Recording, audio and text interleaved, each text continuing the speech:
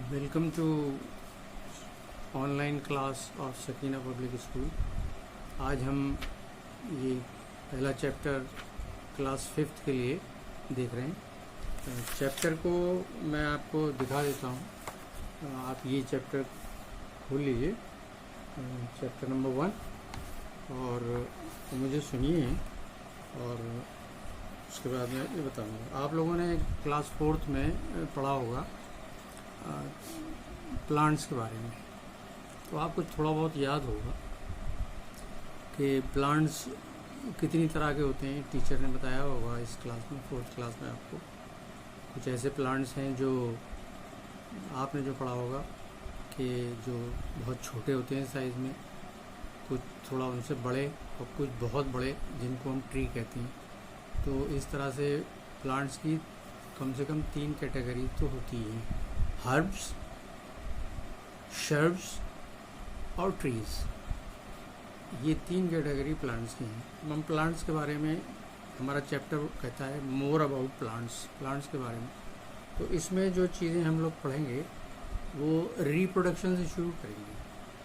Plants में reproduction के बारे में मैं थोड़ा सा आपको बता दूं। पहले रिप्रोडक्शन 2 लफ्ज़ों से मिलकर बना है, री और प्रोडक्शन। री का मतलब होता है दोबारा, अगेन, और प्रोडक्शन का मतलब है प्रोपगेशन, यानी बार बार चीज़ों का पैदा होना। री propagation, again and again propagation. और इसकी मदद से प्लांट्स हों या एनिमल्स हों, अपने ही जैसे इंडिविजुअल, अपनी ही जैसी ऑर्गेनिजम्स तैयार करते रहते हैं।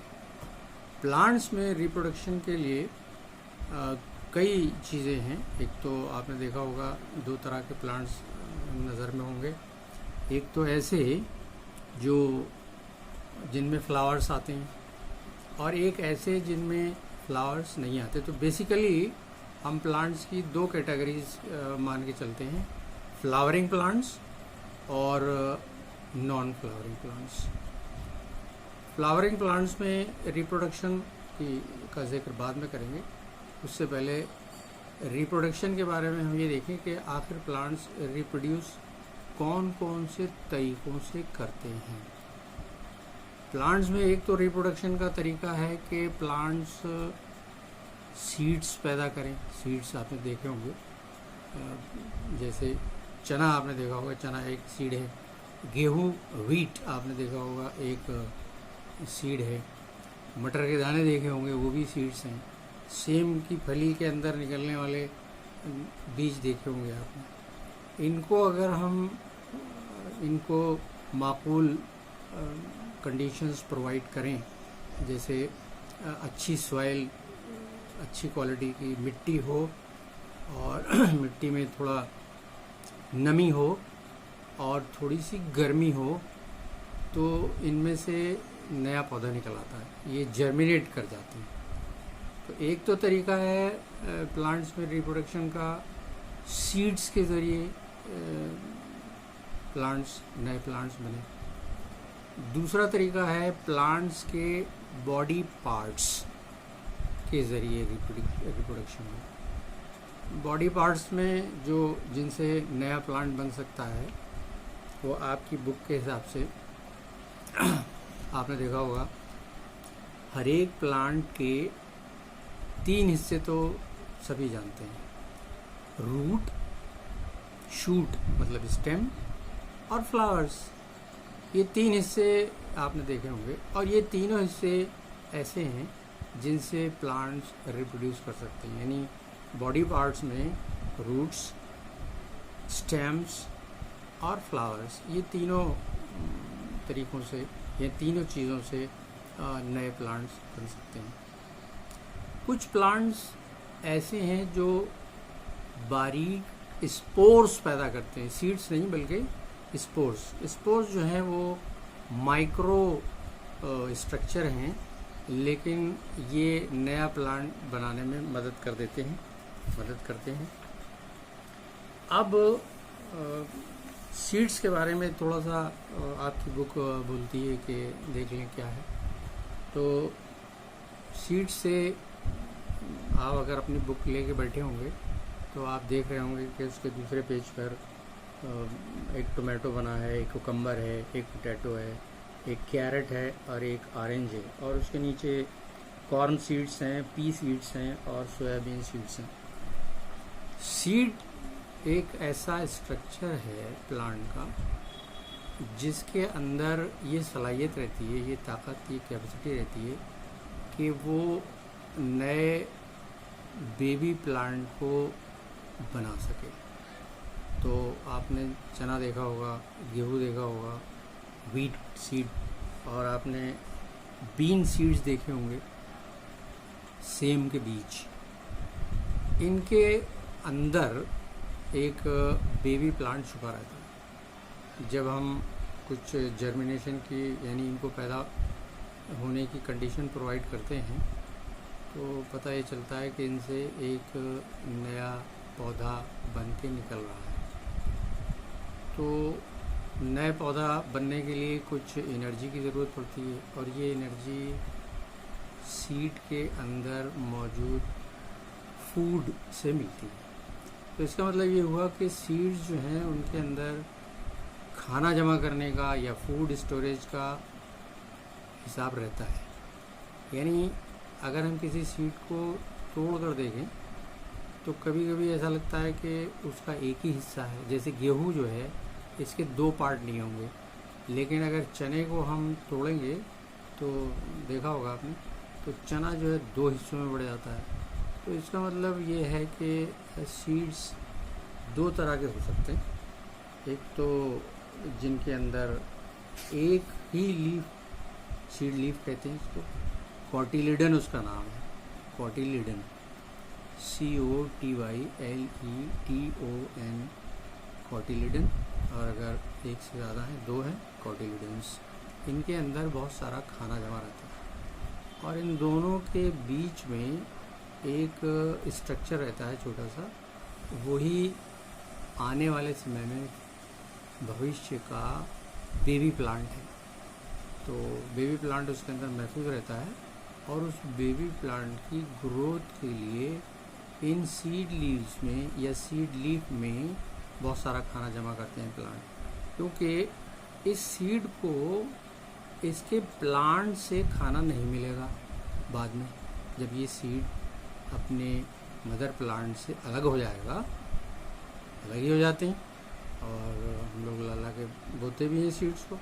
जब ये मदर प्लांट से अलग हो जाएगा तो तब भी इसके अंदर मौजूद जो बच्चा है, बेबी प्लांट है, उसको डेवलप होने के लिए एनर्जी की ज़रूरत पड़ेगी, और ये एनर्जी इसको मिलेगी इसके अंदर मौजूद खाने से, जो खाना प्लांट अपने सीड में जमा करके रख देता है, ताकि जब वो अलग होकर जर्मिनेट होगा तो उस वक्त उसको एनर्जी मिलती रहे। आप इसकी एक्टिविटी करके देख सकते हैं। आपके अगले पेज पर एक एक्टिविटी दी है, तो उसमें आप कुछ सीड ले लीजिएगा, बीन सीड ले लीजिएगा, सबसे अच्छे, ज़रा बड़े भी होते हैं साइज़ में, देखने में, और ब्राउन कलर के होते हैं। हर एक सीड पर एक सख्त कवर चढ़ा रहता है, उसका नाम है सीड कोट।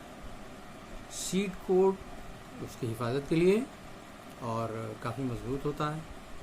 और सीड कोट के अंदर सीड लीव्स हैं, या तो एक या दो। अगर एक है तो एक कॉटिलिडन वाला, ये मोनोकॉटिलिडनस सीड, और अगर एक से ज़्यादा है, दो हैं, तो डाइकॉटिलिडनस या दो लीव्स वाला सीड्स। तो दोनों सीड्स को आप, मतलब कुछ सीड्स लीजिए, उसको किसी कटोरी में थोड़ी सी रुई रख के और उसमें उसको दबा दीजिए। एक दिन उसको थोड़ा सा पानी डाल दीजिए, उसको दबा रहने दीजिए। उसके बाद वो कुछ सॉफ्ट हो जाएगा, मुलायम हो जाएगा, तो फिर उसको आप आहिस्ता से उसके ऊपर का सीड कोट हटाइएगा। सीड कोट जब आप हटाएंगे तो आपको अंदर का कॉटिलिडन या कॉटिलिडन्स नज़र आएंगे। इन कॉटिलिडन्स के बीच में आपको ऐसा लगेगा कि ये दो हैं, तो जहाँ से ये दो की शुरुआत हो रही है वहाँ से आहिस्ता से इनको अलहदा करेंगे। जब अलहदा करेंगे तो इन दोनों को जोड़े हुए एक बीच में बेबी प्लांट होगा, उसका नाम है एम्ब्रियो। एम्ब्रियो में कुछ ऊपर की तरफ हिस्सा होगा और कुछ नीचे की तरफ हिस्सा होगा, जो दोनों कॉटिलिडन को जोड़े हुए होगा। जो नीचे वाला हिस्सा है उससे उसका नाम है बेबी रूट या रेडिकल, और ऊपर वाले हिस्से को प्लिम्यूल कहते हैं या बेबी स्टेम, बेबी शूट। तो ये आपको दिखाई दे जाएगा, चने में भी दिखाई दे। चने का साइज छोटा होता है, उसको भी आप इसी तरकीब से मुलायम करके छील कर और उसके कॉटिलिडन्स और उसका बेबी एम्ब्रियो या बेबी प्लांट देख सकते हैं। और बीन सीड में भी आप उसको खोलकर उसके बेबी प्लांट को देख सकते हैं, और उसके नीचे वाला हिस्सा भी देख सकते हैं जो जर्मिनेशन के बाद ज़मीन में जाएगा। और जो ऊपर का हिस्सा है जिसे प्लूम्यूल कहते हैं, वो मिट्टी से बाहर निकल कर, जब उसको मिट्टी में बोएंगे तो वो मिट्टी में से निकल कर बाहर आएगा, और बाहर आकर वो प्लांट बनेगा और स्टेम बनेगा। स्टेम से फिर लीव्स निकलेंगी और ब्रांचेस निकलेंगी, और जो भी प्लांट के पार्ट्स हैं वो निकलते हैं। और रेडिकल या बेबी रूट जो है वो ज़मीन के नीचे चला जाता है, यानी मिट्टी में चला जाता है, और मिट्टी से फिर अपना खाना जमा करता रहता है, पानी जमा करता है और बहुत सारे मिनरल जमा करता है। तो आपकी बुक में एक सीड को आप खोल कर देख सकते हैं, ये एक्टिविटी है। और एक सीड इसमें दिया हुआ है मेज़ सीड, यानी मक्का का दाना। मक्का के दाने में एक ही कॉटिलिडन है, तो ये देखिए, ये इसको बोएंगे तो इसमें भी एक बेबी प्लांट अंदर होता है, एम्ब्रियो अंदर होता है, जो जिसमें एक रेडिकल होगा, बेबी रूट होगी और एक बेबी शूट होगी। जर्मिनेशन के लिए, जर्मिनेशन का मतलब ये है कि किसी भी सीड से जब उसको थोड़ी सी नमी, मिट्टी अच्छी क्वालिटी की, प्रॉपर क्वालिटी की सॉइल मिले, और उसमें थोड़ी सी नमी भी हो और थोड़ी सी गर्माहट हो, वामत हो, तो फिर उसमें से बेबी प्लांट, पहले तो जो उसका सीड कोट है वो हटेगा, उसके बाद कुछ जगह बनेगी, तो फिर बेबी प्लांट बाहर निकलना शुरू होगा, और उसमें भी रेडिकल या बेबी रूट जो है वो सॉइल के अंदर जाना शुरू होगी, और प्लूम्यूल जो है वो ऊपर की तरफ यानी सॉइल के बाहर आना शुरू होगा। और नमी मिलने की वजह से इसमें जो खाना रखा हुआ है, जो खुश्क होता है, पहले ड्राई होता है, पानी की मौजूदगी में वो सॉफ्ट हो जाता है, मुलायम हो जाता है।